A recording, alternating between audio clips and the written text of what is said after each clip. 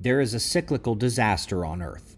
Unlike several aspects of the full set of evidence about the specifics and details of the disaster, the existence of these events is not disputed by anyone. They happen every 6,000 years, with a more major event every 12,000 years, on the double of the cycle. They get very hard to see in the data before about 45,000 years ago, but the evidence has been uncovered definitively for all but the 54,000 years ago event. By the way, there's not nothing at that time, it's just not quite as solid as the others. You can look up any of these events: the Gothenburg, Helena Pali, Lake Mungo, Mono Lake, Lachamp, and Vostok magnetic pole shifts, the magnetic excursions, the major Heinrich or tropical hydroclimate events as well. We have gone over all of these, and if you want more information, whether it's the cycle timing, the magnetic pole shift, the volcanoes, the extinctions, how the sun and the galaxy are the triggers, right below this video in the description box are links to a free video playlist and to our published books.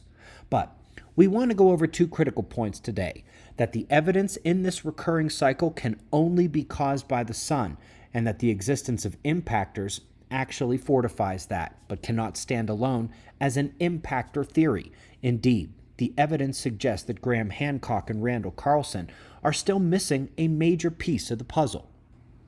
And this chart here is key. Luckily, it's very simple. Along the left side are the published explanations for the cycle that have been given over the last several decades. Again, nobody disputes they exist, even if most still ignore the fact that we are very much due for the next one and are seeing all of the signs we'd expect to see to believe we're about to take a major hit to Earth again. The offered explanations are volcanoes only, magnetic excursions only, impactors, the solar micronova and galactic current sheet magnetic reversal, and Dr. Paul Laviolette's galactic superwave theory. Across the top, we have all of the things that recurrently happen during the 12,000-year full cycle, the major one, and often even in the 6,000-year half cycle. Again, that's what we laid out in full in the opening chart of the video. Volcanoes cannot explain the magnetic excursion, the impactors, or the nova-level isotopes, which produce a problem for all but the last two options. Magnetic excursions only, while they are the most prominent recurring aspect of the cycle, the magnetic pole shift, they can't explain impactors by themselves or, again, those nova-level isotopes. The impactors don't have a way to explain the magnetic excursions, the pole shifts, or those isotopes, and just as importantly, they don't have any progressive effects like a buildup to the disaster with worsening and worsening conditions, which we are seeing right now, not just on Earth, but throughout the solar system. Going down to the bottom next, the superwave can provide all the evidence except it's a light energy event with no building up, no buildup events leading to it. We have also never seen a superwave in any of the millions of galaxies in the universe. This really only leaves the solar micronova and galactic magnetic reversal of the current sheet.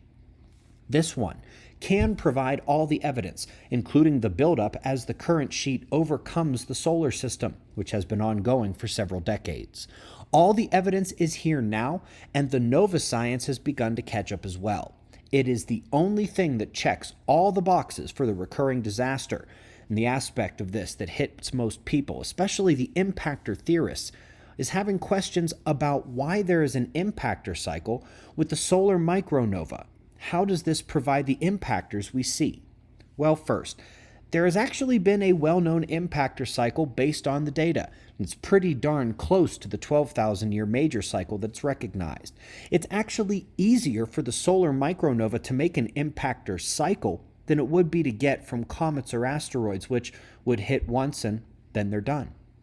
Here are some tidbits on that point from an old video.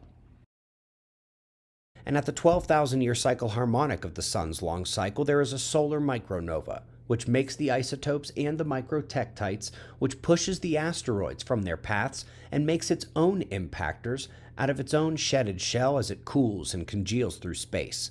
And on top of all of this, the solar blast has a backup, a second option, an alternate means of creating all the very same impactor evidence.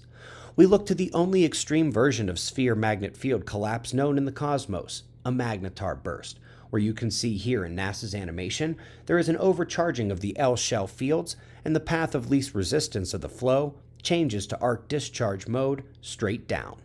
On Earth, we have the same field setup, but usually the solar wind is easily buffeted and deflected by our field. This is especially important in that region right near Earth, at our lowest level L shell, where the field itself and the equatorial ion fountain provide as much protection as they can. But given the severe compression of the fields during even modern-day, common solar storm impacts, when the greatest of all solar events is surging the fields at maximum, while compressing the shells towards the Earth, there is a major risk of cosmic discharge, and the real world and lab provide excellent evidence for it. Even lightning is well known to blast out the ground and other things. Some of the examples are fantastic, including the massive ones and the one from just this past week, which includes the melting aspect, which is much more common than you might realize if you've never looked into this on the internet.